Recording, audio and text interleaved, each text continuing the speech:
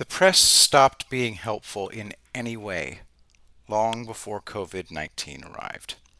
Here are the two reasons why the press is now garbage: post-deconstructionism and accountability journalism. They were inevitable, given the press's pompous self-description as the Fourth Estate.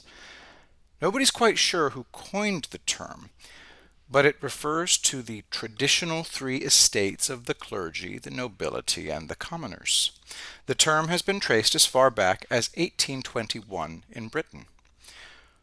Almost from the beginning, the free press took advantage of its power and became advocates who tried deliberately to influence politics.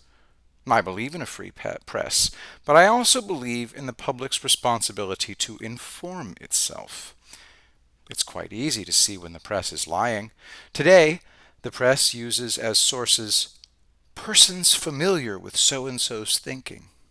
That's not a source. That's propaganda.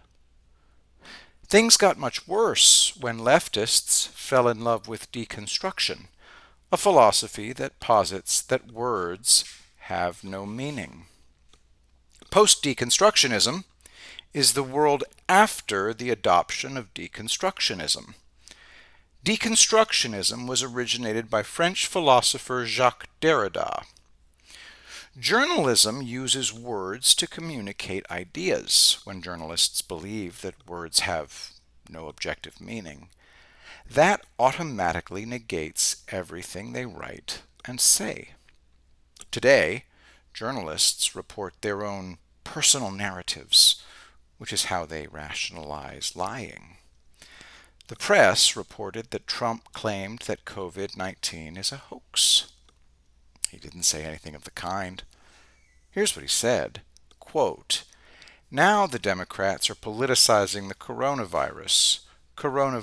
They're politicizing it. We did one of the great jobs, you say. How's President Trump doing? They go, oh, not good, not good. They have no clue. They don't have any clue. They have no clue. They don't have any clue. They can't even count their votes in Iowa. They can't count their votes. One of my people came up to me and said, Mr. President, they tried to beat you on Russia. It didn't work out too well. They couldn't do it. They tried the impeachment hoax. That was on a perfect conversation. They tried anything. They tried it over and over. They've been doing it since you got in. It's all turning. They lost. It's all turning. Think of it. And this is their new hoax." End quote.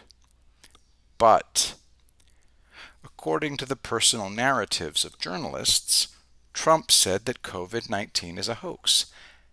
They'll say that's why they heard, and they'll keep lying forever. Virtually all modern philosophies are negative. They lead to chaos. Most modern philosophers love chaos. They themselves are wealthy and safe, so it amuses them to see the world burn. So, the press appointed itself as an arbiter of what's good and bad, and then the press adopted the philosophy that there's no objective truth in words. Finally, the press took up the practice of accountability journalism.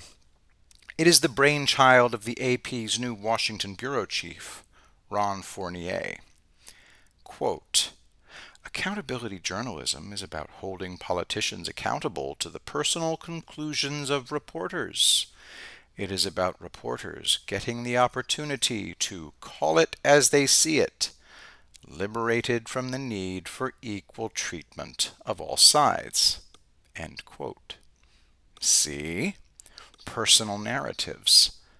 The pathological hatred that journalists have of Donald Trump means that they will never tell the truth about him, not even during a pandemic.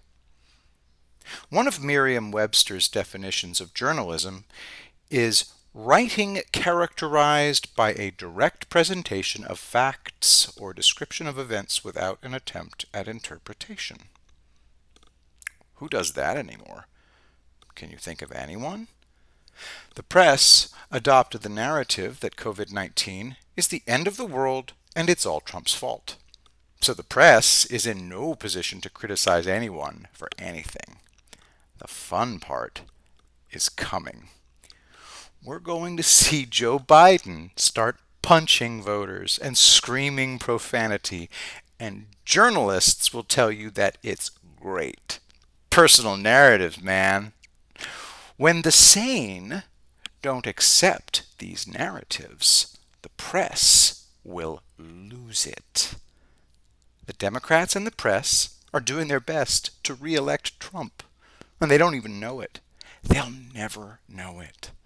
Good times ahead. We will come out of this pandemic stronger.